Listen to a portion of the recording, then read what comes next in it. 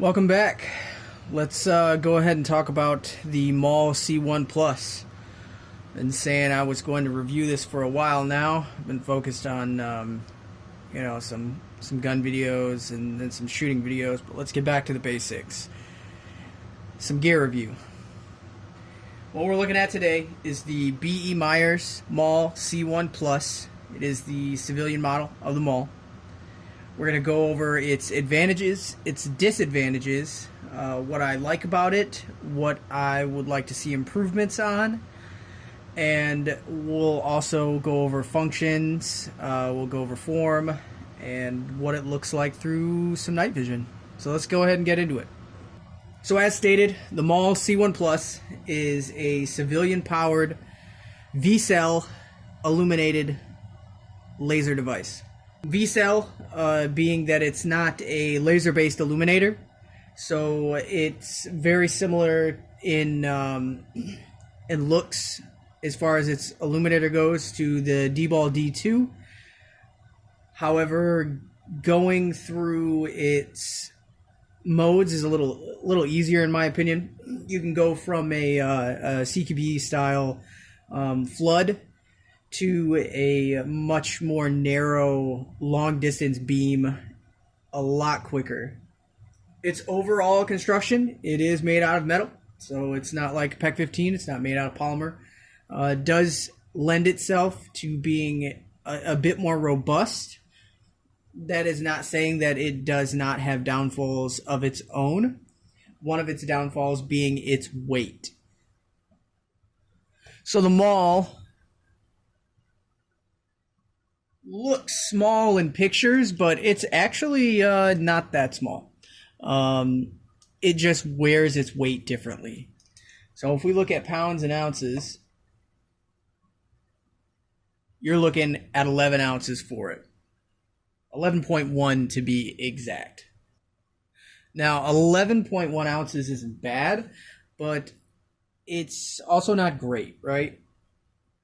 However, with that being said, it does not feel like 11 ounces on the front of a rifle. And I think its pressure pad system, its mounting system, aids a lot in the way it feels. So your mounting system is also your pressure pad. Why is that nice? Well, instead of having a big box on the front of your rifle that you also have to grip if you want a full far out C grip, that is if you put your lasers out front. However, this allows you to get a much smaller grip around your rail while still being able to access the buttons. I think that aids in it feeling lighter than what it actually is. Moving on from its weight and its pressure pad, let's talk about the switches. So the switches are incredibly ergonomic. It's all right here. A lot of people kind of complain about the detent that prevents you to go into full power, but I find when I'm gripping the rail, moving from the CQB to the mid-range and then into the long range, what I tend to do is just rock my thumb forward, press that in while I'm sliding it forward. And I can demonstrate that on the gun as well. It makes switching your range and switching to a short target to a farther target much quicker. Its tail cap was redesigned. The older tail cap was kind of poo-poo, but you have a much better tail cap now. There's usually a lanyard on the tail cap, but I've removed mine. I'm not changing the battery enough that I feel like I need that lanyard on all the time. Otherwise, I'm going to lose my cap. But you do have two different ports to put pressure switches into. Not that you would want to, unless this is on, a very long rifle or if you have it like offset in a funny spot. But I find that on any rifle I put this on, I've put it on a 18-inch 5.56. I've put it on a 7.5-inch, 7-inch 300 blackout. I put it on a 14.5, a 10.3. I've ran this on a few different rifle sizes, and I found that no matter how long the rail is, I'm able to put this where it makes sense for me to use the pressure pad or the pressure switches still. If we move on from that and we start talking about the front end of the laser device, the switch from going from off to vis to IR, not a huge fan of. It's not a big deal. I just think it could be better designed. In the cold, the detent does get really, really stiff. It's already stiff as it is. I do like the stiffness. I don't have to worry about this switch moving or offsetting because that detent is so strong. However, depending on what weapon you have and how far out on the weapon you have it, it can be a muzzle issue because you can't grip your rifle and turn that as well. You really have to grab both sides of the face in order to turn it. I mean, you can really push past it with just your thumb or just your index finger, but I feel like I'm using too much force to turn it, and I'm afraid I'm going to break something. Don't really want to break it, so I just use 2 fingers. The Viz laser is a green laser. You do have low and high. The back button is going to be your low power, and your top button or front button is going to be your high power. And there is quite a bit of difference. I mean, being civilian, you're only getting 5 milliwatts out of it. However, the green laser is super bright. I can see it in daytime conditions just fine. Not that I'm using it for much. Now, if we move on from the Viz, let's go over to IR, which is what everybody really probably wants to know about. We'll start on the low power. Low power, you're going to get a really wide CQB spill. The first fire button, you're going to get a really dim spill with your laser pointer, and then with the top button or the front button, you're going to get a higher power output with the laser pointer as well. Moving on to mid-range, you're going to get the brighter. You're going to get that brighter spill, but you're also going to get a narrow beam as well. I find this to work in most cases, so I don't really go to full power all that much, but I find that I like it right in the middle for mid power. Again, low button is going to be dimmer. Top button or front button is going to be a higher power. If you move up to long range, that is going to just be a solid beam. You're not going to get any spill. It's just going to be a solid beam that looks very, very similar to the D-Ball D2. However, the edges are a little more muted, so I find it to be a little nicer, a little easier to use.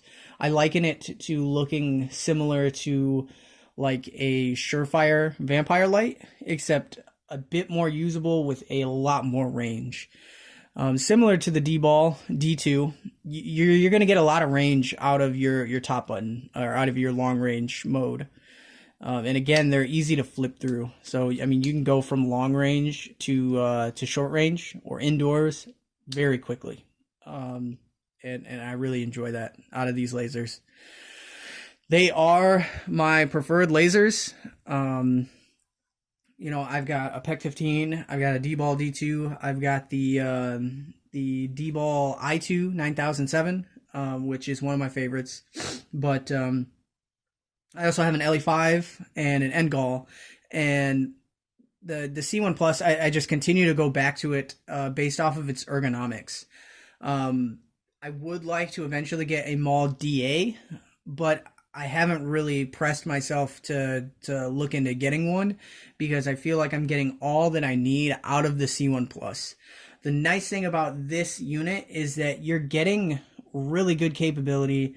You're getting a lot of usability, and it's very bright for being civilian powered, and you're getting a unit that you can have serviced. You don't have to worry about any kind of gray market scare if your device breaks or you need to get it serviced or any type of warranty work. You can send this back to the manufacturer. They will fix it for you. Unlike a full power unit, like I've mentioned on the PEC 15, the full power PEC 15 that I have, if I was just a base civilian and I wanted to send that in, that's never coming back. So to sum this device up, you are getting a very solid, a very robust, very usable device. You will not be disappointed. Do I think there's better options out there for the price? That's kind of hard, right? You can get the D2, but you're sacrificing a lot with the D2. I used to think that the D2 was the best civilian device out there, but after getting a Mawl and using it, I think this really is the king of civilian devices. One of another gripe I have with this device is when it's mounted to your rifle.